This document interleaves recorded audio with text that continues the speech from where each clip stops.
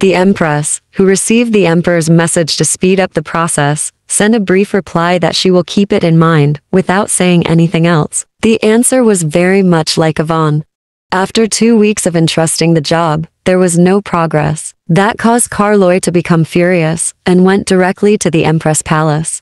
The handmaids were surprised to see the Emperor, who hated the Empress, step in the Empress's palace entrance and walk into the bedroom himself. Carloy felt a lingering sense of the uneasiness circulating throughout the Empress's palace among the commotion. The handmaids guarding the entrance tried to stop the Emperor. Before Carloy could say anything, the attendant, Gordon, yelled at the maids and asked if they were crazy for trying to stop the Emperor, and told them to step back. Carloy found the bedroom dark and unable to see well due to closed curtains. He turned on the lights and was surprised to what he saw. The floor was covered with shattered glass. Carloy tried looking around to see what the hell happened. Carloy heard a sharp, sensitive voice from the Empress's bedroom, revealing that Yvonne had warned her maid not to turn on the lights. Marianne, a handmaid, was shocked that the Emperor saw the Empress' appearance, while Carloy asked what was happening to Yvonne. Mary, Anne and Gordon witness Carloy stepping on a glass, causing fear and confusion. They follow him, unsure of what's going on. Mirror fragments and liquor litter the bed. Yvonne wasn't speaking how she usually does. Her eyes, which had no soul in them, found Carloy standing in front of her.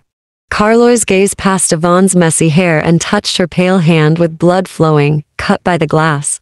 It was the first time since the wedding that their hands met.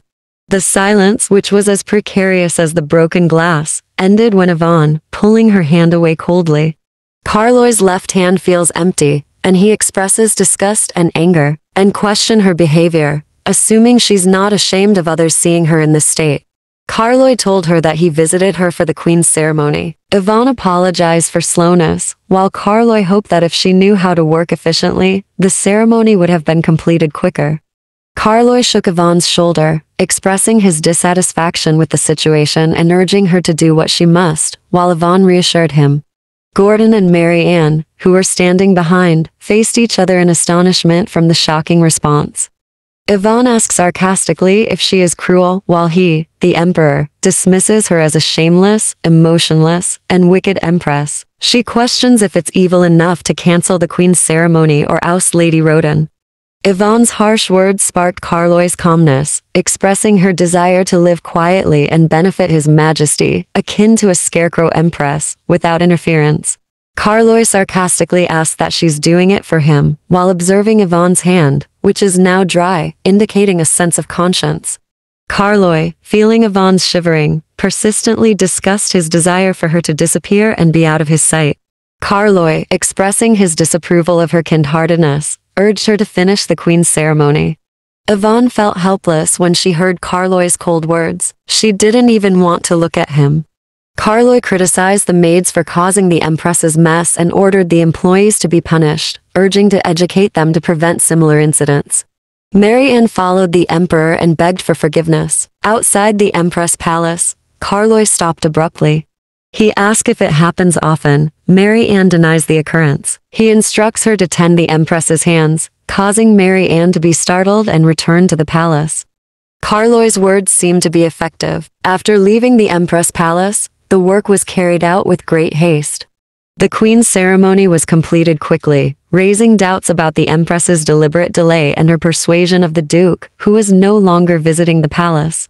Carloy told Gordon that if the Empress decided, things would progress quickly. Carloy felt uncomfortable and remembered Yvonne's appearance, which seemed out of her mind. Gordon inquires about the Queen's ceremony date, which is the same as the anniversary of the Duchess of Dulwa's death. Carloy is unaware of this, but an incident makes the day unforgettable. The Queen's ceremony coincides with the Duchess's death, and doubts if she is unlikely to forget the day her mother passed away. The Duke of Dulwa argues against bringing another woman as queen, fearing the country may collapse due to her arrival, but Carloy answered that it was better that the empire will collapse. The Duke told him that there were rumors that the imperial family's affairs would be entrusted to Lady Roden, despite the Empress's presence. Carloy questions that he always bothers him that his daughter is weak, so he doesn't trust the imperial family's complicated work, especially considering the Empress' health. Carloy, eloquently expressing his feelings, reassures the Duke that the Empress has never had any complaints due to her understanding of his feelings. The Duke bit his lip as his blood boiled when he saw Carloy lying naturally, pretending he had done it for the Empress. The Duke knew that the Emperor, subtly excluding the Empress, but Carloy argued that he entrusted the Queen's ceremony to the Empress. The Duke of Dewa questioned him if it really is the Empress that working on the Queen's ceremony, since she would not be crazy choosing a date that coincide with his wife's death anniversary. A terrifying silence came. Screaming in front of the Emperor is something the Duke of Dewa sometimes does, but it's been a while since he's been this loud. The Emperor asked if he is, saying that it is him who choose the date, and called the Duke crazy. He told the Duke that he really is an old man and expresses that he don't have any care about his wife's death. No one dared to stop Carloy from leaving the conference hall, as he was venting his dawning anger everywhere. Gordon questioned Carloy about the Empress's deliberate actions, implying it was to give the Duke an excuse to blame His Majesty. It was a reasonable doubt, but Carloy didn't agree easily. He thought she was unlikely to do this, but Carloy laughed at his own thoughts. He didn't know anything about Yvonne. Carloy was harsh to her at the Empress's palace the last time. She might have felt hurt by it and wanted to empower the Duke. Gordon informs Carloy that Lady Roden wants to meet him. He told her to meet at the indoor garden of the annex, known for its glass ceiling. Carloy, not interested in the garden, doesn't usually visit it, but it's symbolic. Carloy, who was heading through the Emperor's passage to the indoor garden, suddenly stopped, causing Gordon and other attendants to entangle their steps and stop as well. Carloy questions why the Empress is there without permission, but decide to ask her himself. The maid Marianne and some of the handmaids were the first to notice Carloy approaching. Yvonne was surprised to find Carloy after their last meeting. Carloy couldn't take his gaze off her hand. He could remember clearly that it was the left hand that got injured the last time, but to reach it out to the rain without a bandage, is she really crazy or does she just not care at all?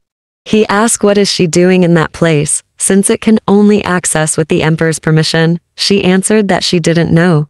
Marianne, the maid, answered instead that the servants there didn't also know and just let them in. The Emperor implied it wasn't the Empress's fault and called Gordon, and ordered the indoor garden workers to be relocated and ensured the staff was smarter.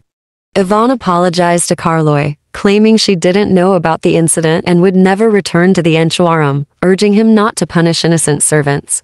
Carloy is irritated by the sarcastic comments, assures the Empress that they were only relocated. The conversation intensifies with rain, causing tension. Yvonne appears exhausted. Carloy questions the Queen's ceremony date, claiming it was chosen based on the anniversary of his birth mother's death. As soon as Yvonne heard the question, her face turned pale and she started falling. Rather, Carloy was surprised and took a step up. She answered that she forgot it, but Carloy is suspicious, doubting if she really forgot something important. Carloy warns Yvonne to stay still, urging her to think carefully before making any decisions. Hearing that, Yvonne's complexion became paler, but Carloy didn't even feel sympathy for her. It only made him believe that she was good at acting because she resembled the Duke. He questions why she have time to go for a walk while preparing the Queen's ceremony. As Yvonne stood up to leave, a loud noise suddenly came from something breaking from above. Carloy, surprised by a sound and couldn't see anything. Yvonne wrapped around him. He was surprised.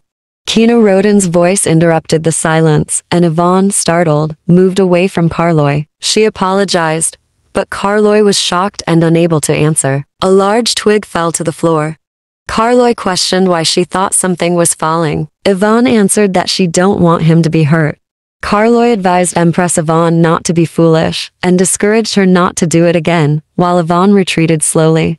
Yvonne's gaze remained on Kina, who bows down. Carloy bluntly tells her that he told her to come, assuming she's authorized to access the indoor garden. Yvonne confirms, "Of course, Your Majesty." Yvonne left, and Kina, bowing, asked why Carloy's ears were red.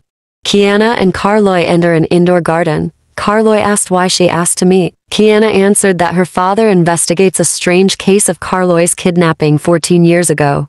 Carloy recalls the Duke, while Kiana continues to explain that the Duke must have fired all the employees after his return to the palace. The 200 people disappeared, and it was speculated that the Duke killed them.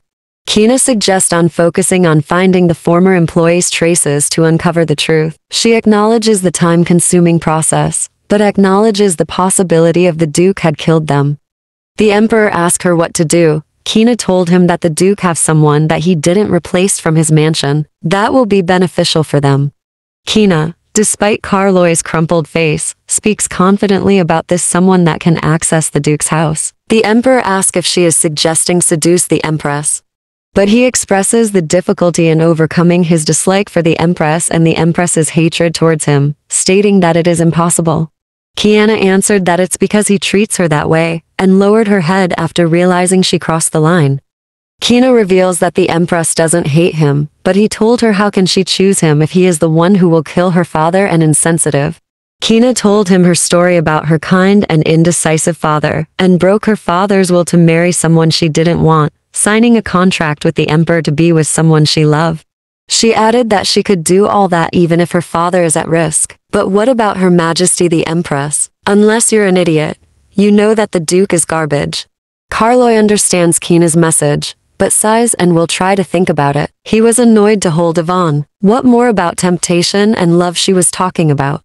Carloy asks Kina that if he accepts the offer, the Empress will sell her father out of love, leading to his death. He denies any love for the Empress, fearing it would destroy her status with nothing left to her. Kina emphasizes her love was important over Carloy's words, stating that blindness by love can lead to losing sight, and leaves the enchirarium.